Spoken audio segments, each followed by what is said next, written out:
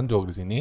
Dan akhirnya tiba waktunya untuk mencicipi kemampuan dari RTX. Seperti yang kalian lihat di sini, ada RTX 2070 Mini dari Zotac yang sudah hadir di sini.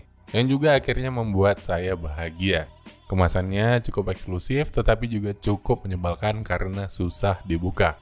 Tampil segar dengan logo baru dari Zotac. Zotac sebenarnya punya tipe-tipe yang segede gaban, tapi aku lebih prefer yang kecil-kecil gini karena biasanya yang 3 fan ukurannya sangat besar dan berat karena bisa membebani motherboard sampai mengalami GPU sagging. Dan terkadang nggak muat di beberapa case atau bikin case jadi sempit. Karena pada dasarnya teknologinya sama, hanya beda sistem pendinginan saja. Selain logo baru, desainnya juga baru. Desainnya cukup simpel tapi futuristis dan nggak banyak gaya. Semuanya rapi, bahkan backplate-nya menutupi semua bagian-bagian samping. Bagian heatsink tertutupi tetapi diberikan celah-celah udara. Hal ini tentu aja buat aku menjadi nilai tambah. Selain menggunakan warna netral yang akan masuk ke semua tema, saat nancap di rig ia terasa menambah kerapian. Ya karena memang ia didesain sangat rapi. Lalu sisanya tidak ada yang berubah, hanya butuh 8 pin. Input cukup lengkap dengan support sampai 4 display sekaligus. LED logo putih dan ternyata ada beberapa bagian yang memiliki LED putih juga. Jadi bisa menjadi penerangan di bagian bawah GPU, dan untuk case yang sudah support vertical GPU ini pasti cakep. Lalu dua fan yang ternyata besarnya tidak sama. Tetapi ada yang sedikit aneh, nggak ada colokan SLI di sini. Dan terjadi lagi seperti GTX 1060 dulu. Teknologi SLI hilang dari seri RTX 2070 juga. Aku sih belum tahu alasannya karena belum mencari, tapi tentu ini adalah hal yang aneh. Dan tentu aja strategi marketing Nvidia yang aneh. Yang bisa di SLI hanya RTX 2080 Ti. Cukup dengan penampilannya, langsung aja kita ke poinnya. Jadi apakah RTX ini worth it? Kita lihat harganya terlebih dahulu. Saat ini RTX 2070 Mini dari Zotac ini dijual sekitar 8,3 juta. Harganya mirip-mirip dengan harga GTX 1070 dulu. Dimana GTX 1070 sekarang sudah turun menjadi 7 jutaan. Dengan adanya peningkatan dan bonus fitur yang lebih banyak, ya walau fitur SLI dipangkas, setidaknya ada fitur bonus ray tracing. Dan sekarang hanya dua hal yang ingin aku lihat. Yang pertama tentu aja performanya. Dengan spesifikasi di atas kertas yang sudah nggak perlu diragukan, tentu aja performanya dimanapun nggak diragukan ada peningkatan. Firestrike bisa dilibas dengan skor 19.000. Apalagi game-game ringan 1080p 60Hz pasti terasa geli-geli basah dengan RTX 2070 ini. CSGO, Dota, GTA 5, PUBG, bahkan Call of Duty 4 Black Ops pun terasa ringan. Semua bisa dilibas dengan setting rata kanan tanpa ragu. Memang sepertinya lebih elok ditujukan untuk gaming di resolusi 2K atau 4K. Tetapi sayangnya aku belum punya monitor beresolusi di atas 1080p untuk dicoba. Jadi ya mungkin lain kali.